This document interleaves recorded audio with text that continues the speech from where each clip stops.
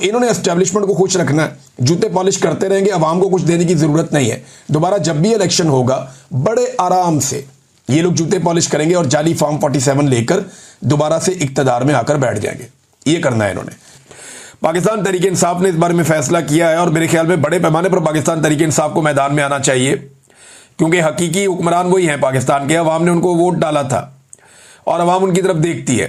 लिहाजा तहरीक इंसाफ को बड़े पैमाने पर निकल कर लोगों की मदद के लिए सामने आना चाहिए। जितने भी टिकट होल्डर हैं पाकिस्तान तहरीक इंसाफ के, या जितने भी लोग हैं जो ओहदेदार हैं, उन सबको एक्टिवली पार्टिसिपेट करना चाहिए। ये मुल्की मसला है। अभी थोड़े दिनों के लिए बाकी सियासी एक्टिविटीज अगर छोड़ के पूरे ताकत के साथ पूरे तरीके से सैलाब ज़दगान की मदद करें तो ये खिदमत से बड़ी सियासत और कोई होती नहीं है। इमरान खान साहब ने एक बात की है और ये बात रिपोर्ट हुई है इमरान खान साहब से जो मुलाकात की, जिन लोगों ने उन्होंने बात रिपोर्ट की। और इमरान खान साहब ने क्या कहा जरा ये आप सुन लें। इमरान खान साहब कहते हैं कि जी इंसान के पास 3 ताकतें हैं, रूहानी, इखलाकी और जिस्मानी। सबसे कमतर ताकत जिस्मानी है। हमने रूहानी और इखलाकी ताकत के साथ खड़े रहना है। किसी के पास ख्वाह टैंक, पिस्तौल और बंदूकें हों, वो पसपा होंगे। रूहानी और इखलाकी ताकत यकीनन फतहयाब होगी। ये इमरान खान साहब का एक स्टेटमेंट है। इससे पता चलता है कि इमरान खान साहब क्या सोच रहे हैं और मामला किस तरफ जाएगा। अब एस्टेब्लिशमेंट ने इमरान खान साहब का जो केस चल रहा था तोशाखाना 2 वाला, उसे रुकवा दिया है और उसकी जो है वो मुलतवी करवा दी है समात। साबिक वज़ीर-ए-आज़म इमरान खान साहब की एक मुलाकात और सियासी मंजरनामा तब्दील। यानी जो लोग माफ़ियों की बातें कर रहे थे, ये कह रहे थे कि इमरान खान साहब चलो माफ़ी मांग लें, चलो अफसोस का इजहार कर लें, चलो इमरान खान साहब इतना ही कह देंगे, कौम से शर्मिंदगी है या कोई माफ़ी है। कोई कहता जी अदालत में जाके मांगे, कोई कहता जी पार्लियामेंट में आके कह दें, कोई कह रहा था जी कि किसी और जगह पे कह दें, चलो कौम के सामने स्टेटमेंट दे दें। कोई कह रहा था जी अदालत के सामने कर दें, कोई कहता चलो माफ़ी ना मांगे तो ये कर दें। हर एक की अपनी अपनी ज़ुबान थी और ख्वाहिश जो है वो पाकिस्तान की मिलिट्री एस्टेब्लिशमेंट की है कि उन्होंने इमरान खान को नीचा दिखाना है, उससे माफ़ी मंगवानी है। तो इमरान खान साहब ने उल्टा आसिम मुनीर साहब को एक ऑफ़र करवा दी। उन्होंने कहा जी आसिम मुनीर साहब मेरे से माफ़ी मांग लें, मैं माफ़ कर दूंगा। और ये एक बड़ी शानदार ऑफ़र है।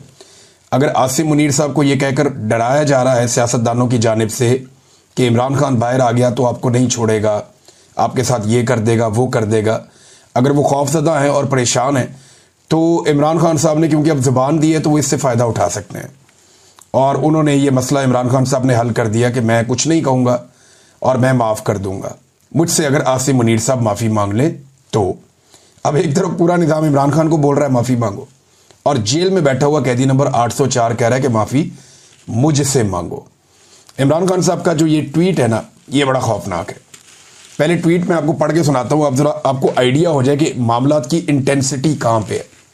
देखिए बहनें मिली लंबे अरसे के बाद, अलीमा खान साहबा और बाकी लोग जाकर मिले, पार्टी के लोग भी मिले। तो जैसे ही मिले वैसे ही जो इमरान खान साहब का ट्वीट है उसकी शिद्दत आपको बताएगी कि आज इमरान खान साहब कहाँ खड़े हैं। इमरान खान साहब ने ये 2 हिस्सों में उनका ट्वीट छपा है उनके अपने ऑफिशियल ट्विटर से। वो कहते हैं कि आसिम मुनीर, पहला लफ्ज़ ही आसिम मुनीर है। आसिम मुनीर में ताकत की बहुत भूख है, इसीलिए इसने बदतरीन आमरीत कायम कर रखी है। मुझसे माफ़ी का मुतालबा करने की बजाय आसिम मुनीर को मुझसे माफ़ी मांगनी चाहिए।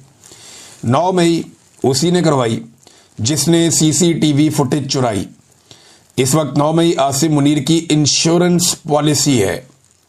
मुल्क में हाइब्रिड सिस्टम नहीं, आसिम मुनीर की डिक्टेटरशिप कायम है। इसीलिए ट्रंप ने शहबाज शरीफ की बजाय आसिम मुनीर को बुलाया है। फस्तायत और जबर में तमाम हुदूद पार करते हुए मेरे ख़ानदान के गैर सियासी लोगों को मुसलसल निशाना बनाया जा रहा है। मेरे 2 भांजों शारेज और शेर शाह को भी अगवा कर दिया गया, हालांकि इनका सियासत से कोई ताल्लुक नहीं है। मेरा भांजा शारेज जो एक बेहतरीन एथलीट है उसे भी उठा लिया गया। मुझे मुकम्मल तौर पर कैद तन्हाई में रखा गया है। 3 माह में मेरी महज 3 मुलाकातें करवाई गई हैं। मेरे वकला और अहले खाना तक से मुलाकातें कई माह से रोक दी जाती हैं। ये सब कुछ मुझ पर दबाव डालने के लिए किया जा रहा है। मेरे साथ 8 माह से बुशरा बेगम को भी कैद तन्हाई में रखा गया है। ऐसा सलूक औरतों के साथ पाकिस्तान की तारीख में कभी नहीं किया गया। याह्या खान ने भी ऐसा नहीं किया। फैसल वाडा जो एस्टेब्लिशमेंट का तर्जुमान है उसने बुशरा बेगम के हवाले से बयानात दिए कि वो मुझसे अलहदगी इख्तियार कर लेंगी। बुशरा बेगम पर दबाव डाला गया कि मुझसे अलहदगी इख्तियार कर लें मगर वो मेरे साथ खड़ी है।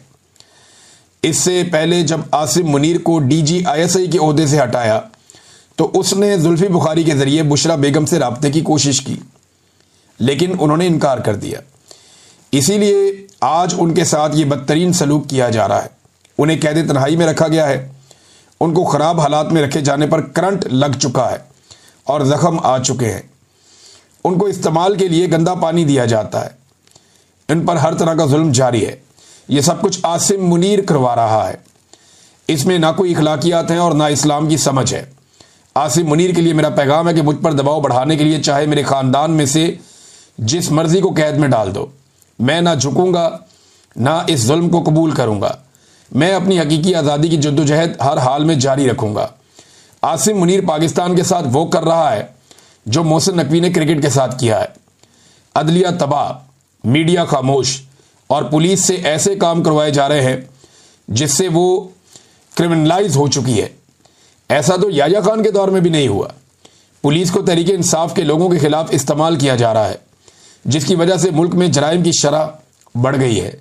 मुल्क में बेरोजगारी उरूज पर है। SIFC से मईशत ठीक नहीं होती बल्कि अवाम के एतमाद और कानून की हुक्मरानी से ठीक होती है। इन चोरों को हम पर मुसल्लत कर दिया गया है जिनकी करप्शन और मनी लॉन्ड्रिंग के सबूत मुझे खुद ISI देती रही है। जो शख्स भी तहरीक इंसाफ छोड़ देता है उसके सारे केस माफ कर दिए जाते हैं। जब भी डिक्टेटरशिप आती है जजेस को साथ मिलाकर ही निज़ाम पर काबिज होती है। इस वक्त बेज़मीर जजेस की वजह से पाकिस्तान में कानून की हुक्मरानी मुकम्मल ख़त्म हो चुकी है। 26वीं आईनी तरमीम के बाद अदलिया बिल्कुल ही गुलाम बन चुकी है। बेज़मीर जजेस इंसानी हकूक़ की पामाली के खिलाफ एक्शन नहीं ले रहे। अगर हमारे जजेस ज़मीर के साथ काम करते, पाकिस्तान के लोगों को इंसाफ देते, उनको खौफ होता कि यौम महशर अल्लाह को हिसाब देना है, तो ये जो जुल्म जो हो रहा है ये कभी ना होता। ये इमरान खान साहब ने जेल के अंदर गुफ्तगू की है। तो नाजरीन, ये तो इंटेंसिटी बहुत बढ़ गई है। अली अमीन गंडापुर साहब के हवाले से मुझे इत्तला ये मिली है कि इमरान खान साहब ने इससे भी ज़्यादा सख्त बातें की हैं और जिन लोगों की मौजूदगी में बातें की हैं वो कंफर्म भी कर रहे हैं। अब क्योंकि पाकिस्तान तहरीक इंसाफ ने ऑफिशियली वो बात नहीं की तो मैं भी उस बात को रोक लेता हूँ। या शायद हो सकता है कि इमरान खान साहब ने वो सख्त बातें की हों लेकिन ये भी कहा होगा अभी इसको पब्लिक नहीं करना, लेकिन मेरी ये ओपिनियन है।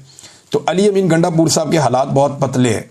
पार्टी के अंदर भी कारकुनान भी उनसे नाराज़ हैं और पार्टी के अंदर उनकी फ्रस्ट्रेशन नज़र भी आ रही है। अभी एक आधी और भी ऑडियो हुई थी, किसी को गालियाँ वालियाँ दे रहे थे तो वो किसी के साथ भी। और अली अमीन गंडापुर के अंदर एक फ्रस्ट्रेशन, एक गुस्सा और एक तकब्बुर भी दिखाई दे रहा है। ये जो तकब्बुर होता है ना, ये बड़ी खौफनाक चीज़ होती है। जब भी कभी आप गरूर करते हैं, तकब्बुर करते हैं तो ये अल्लाह रब्बुल इज़्ज़त को पसंद नहीं होता, तो फिर इंसान के जवाल का आगाज़ हो जाता है। बहरहाल इमरान खान साहब ने ताबड़तोड़ किस्म के अटैक किए। 9 मरतबा इमरान खान साहब ने अपने इन 2 ट्वीट्स के अंदर आसिम मुनीर का नाम लिया। ट्वीट के 2 हिस्से हैं ना, एक पहला और एक दूसरा। जो पहला हिस्सा है उसमें 9 मरतबा इमरान खान साहब ने आसिम मुनीर का नाम लिया। अब पाकिस्तान तहरीक इंसाफ में जो एक सोच पैदा हो रही थी कि हम मफामत करेंगे, ये करेंगे, वो तो वाड़ दी इमरान खान ने।